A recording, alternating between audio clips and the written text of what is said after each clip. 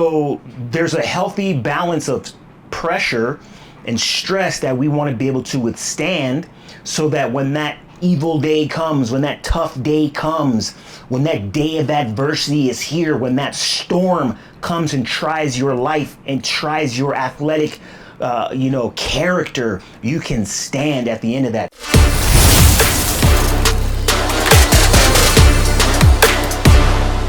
Hope everybody's doing well. This is Josiah Igono with the All Things Performance Podcast. Man, got a good one for you today. Today is a topic, we're going to be covering a topic that many people talk about. And even if they're not talking about it, they're thinking about it, right? As a matter of fact, it's one of those topics that, when I get parents, when I get athletes that call me for consulting, even before they can finish their sentence, I'm finishing it for them. And this is how prevalent this topic is. And we're going to be talking about pressure and performance. Now, for the sake of this conversation, what I want to do is I want to make sure that word pressure, we're going to what's the word? Pressure will be the equivalent of the word stress. Okay, and so when you look at stress, you know me, I'm big on definition. Stress is how much tension something is under. Okay, so stress is how much tension something is under. So today's topic is pressure and performance. So one of the things that I want to do before I'm going to field these questions, because there's a couple questions that came in that I want to share with you all today. One of the things I want to say before we even begin is that there are different types of stress. And not all stress is bad stress. As a matter of fact, there's actually good stress. Anytime you go to the weight room, anytime you train, anytime you go through something that's difficult, that builds character, there's a thing in psychology, there's a concept in science called eustress. Eustress is actually spelled E-U-S-T-R-E-S-S, eustress, and this is good, positive stress. As a matter of fact, in order for something to grow, it must go under stress. It must grow under tension, right? There has to be this tension before this thing bursts through, before it breaks through. And so when you are in the weight room and your bones are bending, your bones are under the stress of the weight, the iron, the machines, that stress makes the bone stronger. We call it bone mineral density, right? Osteoblasts surround the bone becomes thicker, and ultimately the bone becomes stronger. There is nothing wrong with stress. There's nothing wrong with pressure. Too much stress, however, can lead to distress, right? It can lead to hurt, harm, danger, or worse, okay? So there's a healthy balance of pressure and stress that we want to be able to withstand so that when that evil day comes, when that tough day comes, when that day of adversity is here, when that storm comes and tries your life and tries your athletic character, you can stand at the end of that. So that's just a preface of what we're going to be talking about today. And before we begin, I want to make sure that you have that at the back of your mind, right? Stress is not a bad thing. Okay, it's not bad. It's actually necessary. It's a necessary thing that we need in our lives. Okay. The first question that comes in today is this. It says, why do I perform great in practice but struggle in games? Why do I perform great in practice but struggle in games? I love this question. The reason why that you struggle in games is because you have not prepared in such a way that your body is used to that stress. During the games, your ability to perform, before I say this, I'll say that, I'll say this. Your ability to perform is directly related to threat levels. Your ability to perform is directly related to threat levels. Threat can come in all kinds of forms. It can come in the form of bad umpires, bad referees. It can come in the form of a superior opponent, crowd noise, the conditions of the field, the pool, the course, the track. It can come in the form of the temperature, right? It can come in the form of negative self-talk. There is threat always around us that is going against and trying to inhibit performance. Threat is the inverse of performance. The higher the threat level, the lower you can perform if you're not prepared for it. This is why athletes, they just cruise through practice. It's the same people, same coaches, same conditions, and guess what? If I fail, run it again. Run it back, right? In the games, there is no running it back. There is no, hey, let's do it again. There's none of that. In the games, it's high threat, high stress the whole time, nearly. And in practice, it's almost the opposite. You can tell a lot about someone by how they practice. You can tell a lot about somebody by how they practice. As a matter of fact, if you look at somebody like Michael Jordan, right? Michael Jordan was notoriously noted as saying that their practices when he was with the Chicago Bulls were harder than the games. He practiced so hard that the games were easy. And this is something that we all have to take into consideration and learn from, because the reason why you're performing well during practice is because there's no threat. You're not going hard enough. Some of you are in practices and in situations where in-game reps are not stimulated. In-game pressure is not simulated, rather, right? There's no inoculation to what you are going to face. So when you get to the real thing, it's like, oh, I didn't know they were going to run that. I didn't know this dude was was that strong. I didn't know she was that fast.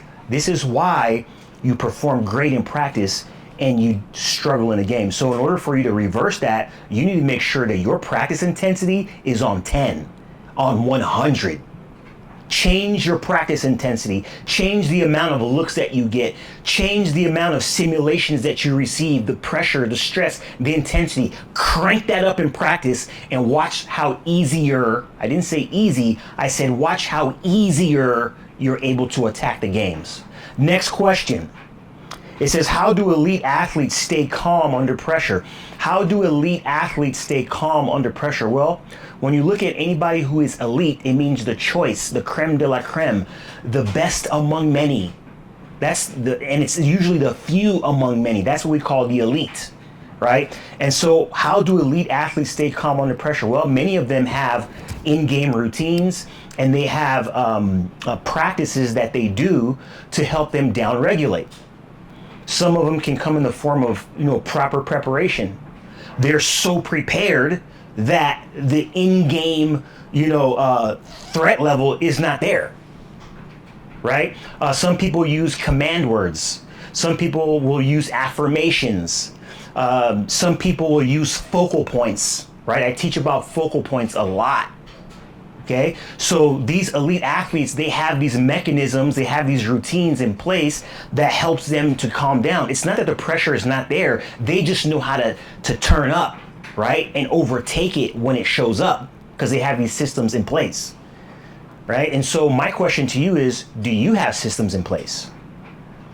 Do you have pre-pitch routines, pre-game routines, in-game routines? Do you have resets that you apply during the course of competition when things get crazy? When you are under pressure, when you are under stress? Do you have that available to you? Right? So when you start looking at elite level athletes, this stuff doesn't just happen by chance. It doesn't happen by happenstance. It doesn't happen by luck. In order for you to be great year in, year out, you have to have these mechanisms in place, these routines in place that can help you down-regulate. And many of those things are rooted in the mental skills and mental performance training. And these are skills that have to be acquired. They have to be learned.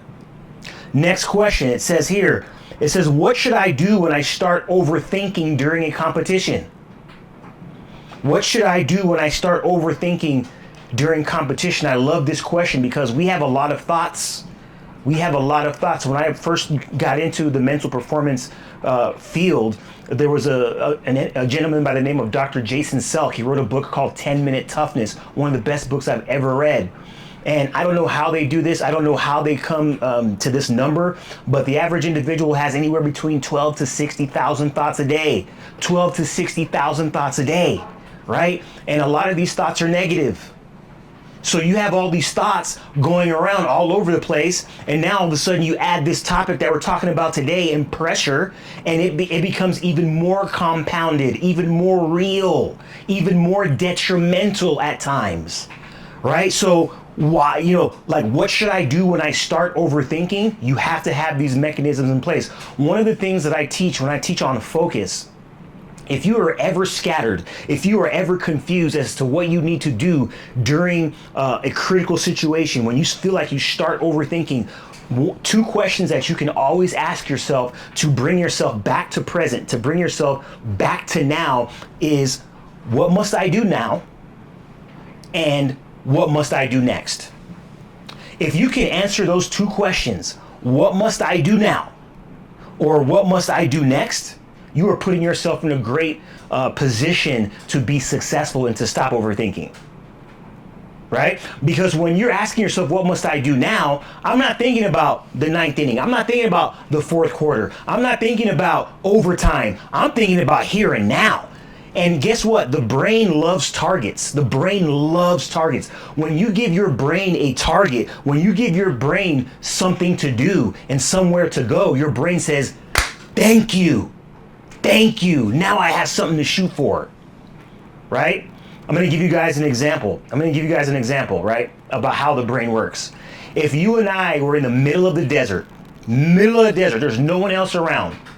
And let's say I had 10 darts. Many of you guys have thrown darts before, right? Let's say I had 10 darts and I gave you these 10 darts and I said, hey, I want you to throw these darts.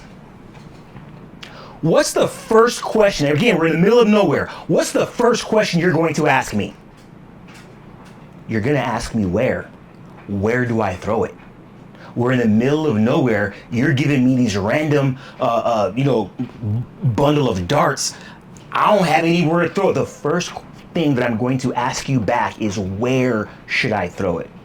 Now, let's go into a different scenario. Let's say we're indoors. There's a huge dartboard 15 feet away from us. Huge dartboard 15 feet away from us. And I give you these bundle of 10 darts. And I look you in the eye and I say, hey, I want you to throw these darts. What's the first question you're going to ask me? You're not going to ask me anything, because you're going to visually see that dartboard and you're going to get to work.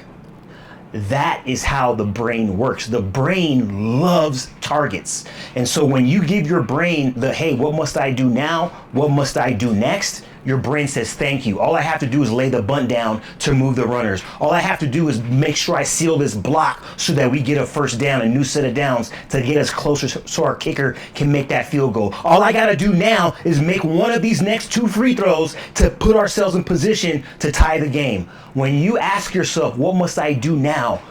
What must I do next? When you're in a pressure situation, you can calm yourself down. There are other things that you can do too when you're overthinking. You can use centering breaths, diaphragmatic breathing, again, affirmations. You can use resets, all kinds of different things. So those are some things that hopefully will help you. The next question is a great one. I love this question. It says, can pressure actually improve performance? Can pressure actually improve performance? The simple answer is yes. Pressure can actually improve your performance. Remember in the very beginning, I said that pressure is equated to stress. Stress is how much tension something is under. And yes, pressure can actually improve. I didn't say affect. I said improve. Yes, pressure can actually improve performance. And when you start looking at it, some of the classic models like the inverted U theory, what you will do is you'll see on one axis, you'll see arousal, right? Arousal has anything to do with physiological, that means body, or psychological, mind, stimulation, right? Things that are going to move you off of zero, move you off of your equilibrium, right? So there are different things that can affect your arousal. People who are trash talking, opponents, the crowd noise, bad umpires, bad referees. Again, all these different things can impact arousal. And then on the other axis, you have what we call performance. And for each individual, your arousal level is different.